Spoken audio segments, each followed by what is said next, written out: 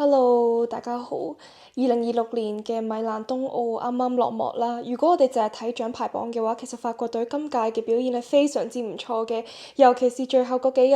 贏咗幾個好關鍵嘅金牌，個排名一夜就衝咗上好前。但係喺法國國內咧，有一嚿金牌係個爭議聲特別大嘅，甚至有啲法國本地媒體都話呢個牌我哋贏得好尷尬，有啲唔想認，有啲 honteux。呢個就係講緊 figure skating 入邊法國隊唯一攞到嘅牌就係 ice dance 嘅金牌，得獎嘅係 Guillaume Cizeron 同埋 Laurence Fournier-Baudry。如果你有留意開 figure skating，你可能會知道 Cizeron 喺法國啲人係當佢係神咁拜，即係佢係法國冰壇殿堂級咁樣嘅人物，但係點解今次佢贏到金牌反而搞到成身都係負評呢？主要嘅原因就係呢一塊金牌背後涉及咗太多唔係幾乾淨嘅嘢。今日呢一條片就會同大家拆解下呢一單金牌背後嘅醜聞啦，唔會講太多好技術嘅嘢，因為我自己都冇呢一個能力啦。但係主要睇下呢一對金童玉女呢一對神仙級嘅組別點樣搞到依家反目成仇？體育界嘅權力遊戲係點樣影響到奧運級別賽事嘅一啲結果？如果單單睇法國隊攞到今屆冬奧 Ice Dance 金牌，你可能會話啊，有乜咁出奇啊？上一屆冬奧都係法國攞冠軍啦。但係你如果睇真啲就會發現件事係唔同嘅，因為上一屆嘅時候 Guillaume 嘅拍檔唔係依家嘅 Laurence， 係一位叫做 Gabriela Papadakis 嘅 Ice Dance 運動員。Gabriela 同埋呢一對組合係咩概念呢？佢哋係由佢哋自己得9歲10歲嘅時候就已經認識，開始一齊做 partner。個人都只係30歲就已經一齊溜冰20幾年，攞過5屆嘅世錦賽冠軍，6屆嘅歐錦賽冠軍，幾乎所有可以俾佢哋攞嘅獎都已經攞晒。喺好多 fans 心目中，佢哋唔單止係好成功嘅運動員，更加係 ice dance 呢一個範疇嘅 GOAT 咁樣。北京冬奧會嘅時候，佢哋終於攞到夢寐以求嘅金牌，創埋世界紀錄。只不過一攞完呢一個牌之後，佢哋突然之間就話退役，咁大家都好理解，都覺得佢哋應該會好似其他大師級別嘅人物咁樣退落嚟。可能做教練、做 choreographer， 點知去到2025年初咧，呢個好平靜嘅局面突然之間被打破咗，就係 Cizeron 突然之間走出嚟話佢要復出。只不過佢今次復出，佢身邊嘅人就已經唔係 Gabriela， 而係一位嚟自加拿大嘅冰舞運動員 Laurence。而去到今年年初，即係幾個月前嘅啫，Gabriela 都回歸，但係佢嘅回歸就唔係翻去冰場，而係佢出咗一本自傳，亦都係呢一本自傳打開咗呢成個醜聞嘅序幕。佢本自傳個名叫做 Pour ne pas disparaître， 中文翻譯就會係為咗唔好消失。本書嘅開頭佢引用咗美國作家 Audre Lorde 嘅一句説話，叫做我嘅沉默冇保護到我，所以你嘅沉默亦都唔會保護到你。佢話佢寫呢一本書嘅動機係喺2024年佢退役之後，一直處於一個 PTSD 嘅狀態，直至佢同一樣從事figure skating 嘅另外2位女選手傾過之後，就發現佢本人受到嘅一啲創傷唔係 personal 嘅，而係成個 systematic 嘅一個 error。所以呢一本書一出，佢幾乎就係一夜將佢過去嗰20年同 Cizeron 一齊培養嘅一個完美拍檔嘅形象完全燒毀晒。點解呢本書要叫做為了不再消失呢？ Gabriela 就係話，因為佢覺得喺呢過去嘅20年嘅合作關係入邊，佢本人嘅人格係被慢慢磨滅緊。如果佢再唔出聲，佢真係覺得自己好似就嚟會消失。提到好多佢同佢第一任教練，亦都係佢媽咪之間一啲錯綜複雜嘅關係，好多鮮為人知佢經歷過嘅一啲 trauma， 譬如話青少年時期受到過2次嘅性侵、腦震盪、墮胎、長期嘅抑鬱症。而本書入邊最令大眾驚訝嘅就係佢一連串嘅對 Cizeron 嘅指控。佢寫到話喺 figure skating 嘅世界入邊，我嘅身體唔係屬於我嘅，我嘅身體一定要聽 Cizeron 嘅話，我嘅外表要服從一套唔屬於我嘅價值觀，我更加係我嘅拍檔、我嘅教練、我嘅溜冰協會擁有嘅一個物件。佢話 Cizeron 一直喺大眾面前保留咗一個好內斂藝術家嘅氣質，但事實係佢係一個好冷漠並且控制欲好強嘅人。佢話 Cizeron 嘅態度係成日都好反覆，有時佢會 nice 到好似你嘅 best friend 咁，有時又會完全 ignore 你。呢一種忽冷忽熱嘅冷暴力令到佢覺得壓力好大，佢話會覺得自己啲血好似都就嚟凝固咁。佢又提到到佢受到嘅係一種情緒上嘅虐待，譬如話當訓練嘅進度唔理想，或者 Gabriela 本人嘅身材出現咗一啲變化，Cicerone 係會用啲好難聽嘅説話去羞辱佢，指責佢話佢拖累緊 Cicerone 嘅藝術生命，搞到佢後期係好驚同 Cicerone 獨處。譬如話佢哋訓練完剩翻佢哋兩個喺更衣室入邊，佢就會覺得有一種窒息感。除咗兩個人之間嘅矛盾，本書入邊仲講咗好多關於成個 figure skating industry 入邊嘅一啲內幕。Gabriela 話好多年前佢仲係事業上升期，佢意外咁樣懷孕，但係教練團隊同埋 Cicerone 俾咗好大壓力佢哋嘅口徑係好一致嘅，都係話如果你決定要生嘅話，我哋成個 team 咁多年喺你身上灌注嘅努力就白費晒。Gabriela 話呢一個係一個系統上嘅忽視，因為喺嗰個環境入邊冇人會真係去關心佢本人，關心佢嘅情緒，關心佢嘅身體，個個都好似當佢係一部攞金牌嘅機器咁樣。當佢做完墮胎手術翻嚟冰場嘅時候，啲人淨係 care 話佢需要幾耐先可以翻到原本嘅訓練強度，所以呢一段內容就引發好多人討論話，究竟喺競技體育入邊，運動員嘅心理健康同埋自主權究竟去咗邊？當然，Cicerone嗰邊都唔係坐視不理啦。呢一本書一出，佢即刻揾咗律師團隊去全權否認晒 Gabriela 嘅所有指控。佢話呢一本書根本就係一個 smear campaign 抹黑行動，暗示話係 Gabriela 特登喺冬奧會前夕出去博流量。佢亦都出咗信俾出版社，叫佢哋停止販賣呢一本書，話會保留法律追究權力。Cicerone之後接受法國報紙 L'Équipe 嘅訪問嗰陣，佢就話佢同 Gabriela 之間嘅關係破裂，根本就係源於 Gabriela 佢嘅心理狀態越嚟越差。佢話 Gabriela 雖然喺實力方面係好強，但係佢嘅內心係好脆弱嘅。佢哋甚至試過好似兩公婆咁樣去做 couple therapy，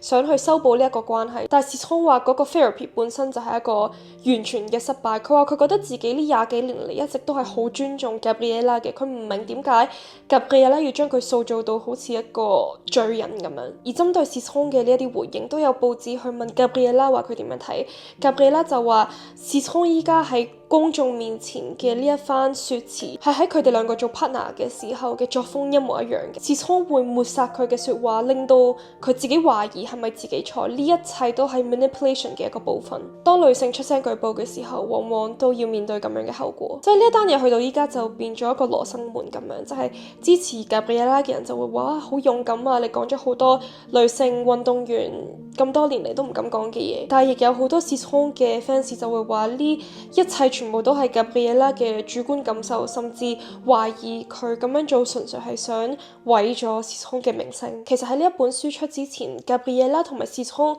一直都係被視為體壇嘅典範，因為佢哋唔係半路出家，唔係為咗成績湊埋一齊咁樣嘅 partner， 而係真真正正由細玩到大。佢哋細個一齊喺法國 Clermont-Ferrand 開始溜冰，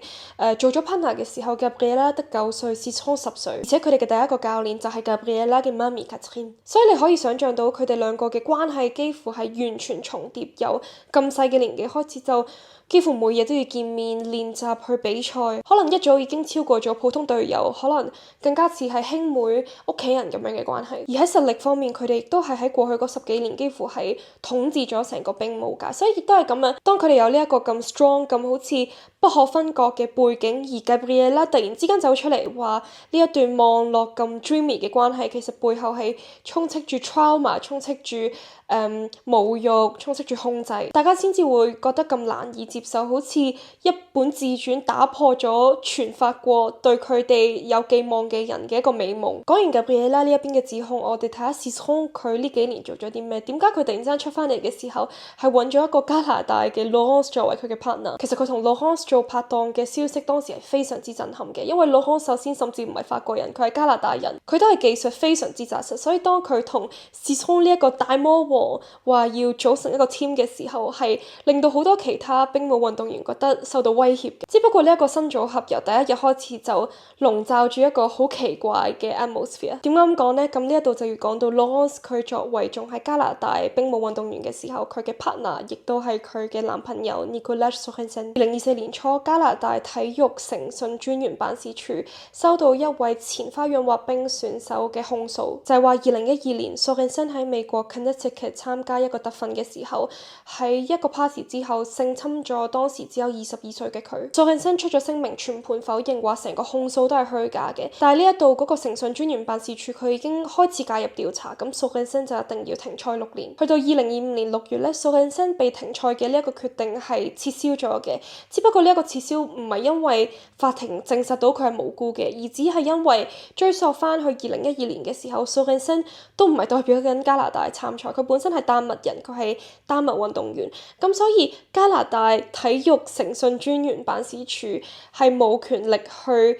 judge 一位丹麥運動員10年前做過嘅嘢，佢哋冇權去制裁啲運動員以其他國家身份出賽嘅當下發生嘅事。咁呢一個消息一出，雖然蘇慶生喺法律層面上攞翻個身份啦，但係其實喺觀眾嘅角度嚟講係更加個觀感差咗嘅，就覺得呢一個只係一個程序上嘅漏洞，佢唔係一個真相大白，而個真相亦都真係未大白嘅，因為去到今時今日呢一單 case 仲係審緊，仲係司法程序緊。而作為蘇慶生當時嘅長期拍檔兼女朋友，Laurence係完全企咗喺佢男朋友嗰邊嘅，佢由始至終都冇發表過任何譴責性侵或者同情受害者嘅言論，喺任何 social media 上面佢都係維持一個我會同我男朋友兩個 us against the world， 我哋兩個一齊面對世界咁樣嘅姿態。所以2024年12月，Citron暫時退役，然後3個月之後，Laurence亦都變咗一個冇 partner 嘅狀態。佢哋兩個本身又係同門師姊弟，一齊喺 Montreal 嘅 IM Academy 嗰度 train 嘅，本身就係好朋友，然後大家又係同一個 training system，默契啊同埋風格都相似，所以佢哋兩個一拍即合就決定組成呢一個 Avengers 組合，然後 Laurence 就加入咗法國國籍去代表法國參賽。呢一個決定唔單止解決咗佢哋兩個當時嘅一個空窗期，更加係威脅咗成個兵務界權力架構。最頭痛嘅一定係美國嘅兵務組合 Edison Chalk 同埋 Evan Bates。如果大家有印象嘅話，上一屆嘅北京冬奧運 Madison Chalk 同埋 Evan Bates 係攞咗第4名，同獎牌擦身而過。而嗰屆冬奧運完咗之後咧，兵務項目嘅冠亞季全部都退晒役，所以對於 Chalk 同埋 Bates 嚟講，2026年米蘭就係佢哋攞牌嘅最佳機會。點知Citron就突然之間衝出嚟搞一個強勢回歸，仲要係同 Laurence 一個咁強嘅 partner 一齊。Madison Chalk 當時接受訪問，佢都有好坦白咁樣講，佢聽到呢一個消息嘅時候係覺得難以消化，可以想象到佢哋本身以為等多4年就攞硬嘅金牌，最後咁樣俾人挑戰，成個火藥味係好濃嘅。米蘭冬奧開幕前幾日 Netflix 出咗一套 documentaries 叫做 L'éclat de l'or， 就係影住3 pair 兵務拍檔成年嘅備戰過程。嗰3 pair 就係今次最後結果嘅冠亞季軍，就係法國隊嘅 Citron 同埋 Laurence， 美國隊嘅 Chalk 同埋 Bates， 同埋加拿大隊嘅 Gilles 同埋 Poirier。喺呢一個 documentary 入邊，Laurence 第一次公開咁樣面對鏡頭去回應關於佢男朋友被控性侵嘅呢一單 case。佢好感性咁樣話：我100% 了解我男朋友，我好清楚佢嘅為人係點樣。佢話正正係因為呢一啲外界嘅攻擊，令到佢同佢男朋友，甚至係同呢一個新 partner Citron之間嘅關係都變得更加密切、更加強大。而Citron嘅態度都好明確、好冇避忌咁樣喺鏡頭前面話，佢見到蘇慶生被捲入呢一啲輿論壓力、法律糾紛入邊，佢覺得好難過、好痛心。好多媒體包括 NBC 嘅著名評論員 Adam Rippon 都用咗同一個字去形容呢一對法國嘅新組合，叫做 Sinister Energy， 就係一個陰暗邪惡嘅能量。而喺觀眾嘅角度嚟講，佢哋都覺得 Citron 同埋 Laurence 嘅呢個組合簡直就係負負得正嘅反面教材。因為兵務呢一個項目佢好特別，佢唔係淨係睇你跳得高唔高，跳到幾多個圈，你飛得遠唔遠，而係睇你嘅藝術性，睇你同觀眾可以做到幾多嘅連結。咁所以當依家大家觀眾都知道佢兩個有啲咁樣嘅黑歷史嘅時候，就表示話無論見到佢哋啲動作做得幾靚，做得幾標準，都好難去愛上佢哋嘅作品。亦都係點解即使佢哋冬奧嘅最終結果非常之好，但係完全攞唔到個民心嘅。講完咁多背景，我哋都要講翻米蘭冬奧決賽嗰晚。嗰晚咧，Laurence 同埋 Citron 係以一個非常之細微嘅 advantage， 最後贏咗 Chalk and Bates 攞咗冠軍。如果淨係睇最後嗰個分，我哋可能會覺得兩隊應該係不相上下，真係強手遇到強手。但係如果你當晚有睇直播，或者依家去睇翻一啲專業人士嘅評論，好多人都質疑緊究竟呢一個金牌係點樣 define 嘅？點解會俾咗 Cizron 同埋 Laurence？呢個時候就要睇翻嗰個 protocol， 睇翻嗰個分表，因為冰舞係由9位裁判去評分。咁正常嚟講，雖然有一個主觀性喺度，每一個裁判俾嘅分會有些微嘅偏差，咁但係差得唔會太多嘅。而喺嗰晚嗰個分表入邊呢，法國人裁判俾出嚟嘅分係令好多人都唔理解。佢俾法國隊嘅分係比起佢俾美國隊嘅分多咗足足8分嘅。要知道喺世界頂尖嘅呢一啲對決場合入邊，8分係一個非常之大嘅差距，即係要係兩 team 完全唔同水準嘅人先至可以做到8分嘅差距。通常呢一啲即係強手遇強手嘅情況，多數都係0.5分或者最多1分咁樣嘅差距。然後如果我哋唔睇呢一位法國人裁判嘅評分，剩低嘅8位裁判入邊係有5位都俾出嚟嘅結果係話美國隊係做得好過法國隊嘅。所以換句話說，最後嘅賽果係唔可以反映裁判團嘅一個共識，係硬生俾呢一個法國人裁判拉高咗嘅。冰舞入邊有一個叫做 twistle 嘅動作，就係兩位運動員喺一個好近嘅距離一齊做一啲旋轉，呢一個係最容易睇得出兩位運動員默契嘅一個動作。當晚 Cizron 做呢一個動作嘅時候，佢嘅重心係明顯浮咗一下，個節奏都打斷咗。呢一種失誤喺裁判嘅評分標準入邊正常係要扣執行分嘅，但係呢一個法國裁判竟然就呢一個動作俾咗法國隊加5分嘅滿分。國際滑冰總會針對呢一個爭議，佢哋當然都係好籠統咁樣話我哋有監管機制啊，我哋會再去 review 呢一啲裁判嘅公正性。咁但係大家心照嘅就係ice dance 呢一個項目入邊嘅一啲 national bias 其實已經存在咗好耐好耐。所以呢一場金牌戰喺紀錄上嚟講，法國隊係贏咗嘅，但係只不過喺好多人嘅心目中，包括好多法國人嘅心目中都係唔 buy 嘅。其實喺米蘭冬奧會開始之前呢，好多 ice dance 嘅 fans 好期待嘅一件事就係想見到 Gabriela 嘅回歸。雖然唔會參賽，但係佢本身同美國 NBC 電視台係簽好咗約，話佢會出嚟作為 commentator 去評論或者去轉述呢一個比賽，所以大家都好期待可以久違咁樣見到 Gabriela 同埋聽到佢好專業嘅評述。但係點知去到開賽前幾日 NBC 突然之間宣布佢哋會揾其他人去代替 Gabriela，事發係好突然，而且 NBC 亦都冇俾到任何嘅解釋。咁但係一啲內部消息嘅流出就俾我哋知道，最後都係因為呢個自尊嘅問題。NBC 嗰邊就話，既然 Gabriela 出到書，公開咁樣去對今次有份比賽嘅一個參賽者做一啲指控，去揭露咗好多佢哋之間嘅私人恩怨，咁我哋就唔可以 expect Gabriela 喺呢一度可以提供到俾我哋一個好公正嘅轉述。佢哋同時亦都驚 Cizron 會告佢哋，告個電視台，然後佢哋亦都驚啲觀眾會覺得佢哋唔夠專業，所以呢件事就引發咗好多人討論，就話究竟喺體育世界入邊，個人真相同埋職業操守中間條線要點樣畫呢？因為喺 NBC 嘅立場，佢哋的確係有呢一個義務去確保佢哋嘅評述員係完全中立嘅。NBC 都要去保障佢哋嘅觀眾唔會因此去質疑 NBC 嘅團隊做唔做到完全嘅中立、完全嘅客觀。如果Gabriela將 Cizron評論得太差，會唔會係報復呢？如果講得佢太好，會唔會係 sarcastic 呢？如果講得佢中規中矩，會唔會係佢